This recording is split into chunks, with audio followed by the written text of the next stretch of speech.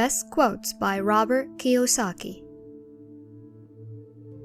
Most people want to play it safe and feel secure, so passion does not direct them. Fear does. The love of money is the root of all evil. The other said, the lack of money is the root of all evil. Rich people are often creative and take calculated risks. People who take the longest are people who are not familiar with numbers and often do not understand the power of investing. Need to give, he would always say. When he was short of money, he gave money to his church or to his favorite charity. If I could leave one single idea with you, it is that idea. Whenever you feel short or in need of something, give what you want first, and it will come back in buckets. That is true for money, a smile, love, or friendship. I know it is often the last thing a person may want to do, but it has always worked for me. I trust that the principle of reciprocity is true, and I give what I want. I want money, so I give money, and it comes back in multiples. The process is the same when going from an emotional mindset of job security to the emotional mindset of financial freedom. In school, we learn that mistakes are bad, and we are punished for making them. Whenever the teacher said, if you don't get good grades, you won't do well in the real world, Mike and I just raised our eyebrows. When we were told to follow set procedures and not deviate from the rules, we could see how school discouraged creativity. We started to understand why our rich dad told us that schools were designed to produce good employees instead of employers. Many people use arrogance to hide their own ignorance. You chose to play it safe. The reason there are few self-made rich people is because few people can tolerate disappointment.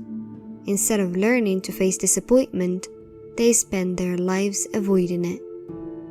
Rich people buy luxuries last, while the poor and middle class tend to buy luxuries first. To be the master of money, you need to be smarter than it. Then money will do as it is told. It will obey you. Instead of being a slave to it, you will be the master of it. That is financial intelligence. The more people you're indebted to, the poorer you are, said Rich Dad. And the more people you have indebted to you, the wealthier you are. That's the game. It's called buyer's remorse, and it affects all of us.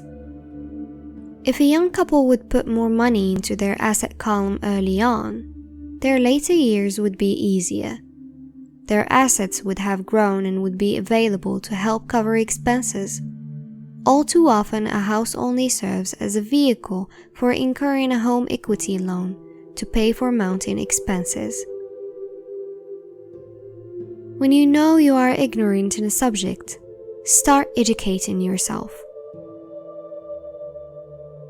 Most are not ashamed to say they took a loss, because a winner knows that losing is part of the process of winning. Be truthful about your emotions and use your mind and emotions in your favor, not against yourself. Don't delay. Every day that you work in your business without a vision, without a plan, and without providing it works, is another day that you delay your success. Think and grow rich. My rich dad used to say to his son and me that the only difference between a rich person and a poor person is what they do in their spare time. The first step was admitting to themselves what they were feeling. Too often, people reacted to their emotions instead of thinking logically. They're afraid to admit money is running their lives, and so money controls them. War between the haves and have-nots has raged for hundreds of years. The battle is waged whenever and wherever laws are made, and it will go on forever. The problem is that the people who lose are the uninformed, the ones who get up every day and diligently go to work and pay taxes. If they only understood the way the rich play the game, they could play it too. The road not taken. 2 roads diverged in a yellow wood, and sorry I could not travel both and be one traveler. Long I stood and looked down one as far as I could, to where it bent in the undergrowth, then took the other as just as fair, and having perhaps the better claim, because it was grassy and wanted wear. Though as for the passing there, had warned them really about the same, and both that morning equally lay, in leaves no step had trodden black. Oh, I kept the first for another day, yet knowing how way leads on to way, I doubted if I should ever come back. I shall be tilling this with a sigh, somewhere ages and ages hence. 2 roads diverged in a wood, and I took the one less travelled by, and that has made all the difference.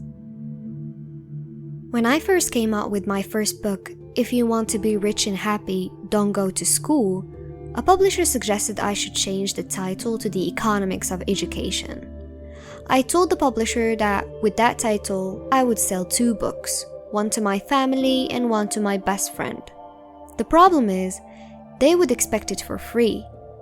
The obnoxious title, If You Want to Be Rich and Happy, Don't Go to School, was chosen because we knew it would get tons of publicity. I am a pro-education and believe in education reform. Otherwise, why would I continue to press for change in our antiquated educational system? So I chose a title that would get me on more TV and radio shows, simply because I was willing to be controversial. Many people thought I was fruitcake, but the book sold and sold. Successful on the right side, especially the first quadrant. You must think in numbers. It's very risky trying to be an investor while still thinking predominantly in words. Maybe McDonald's does not make the best hamburger, but they are the best at selling and delivering a basic average burger. You want to build a small business, you don't need to master numbers. But if you want to build a large worldwide business, numbers become everything, not words.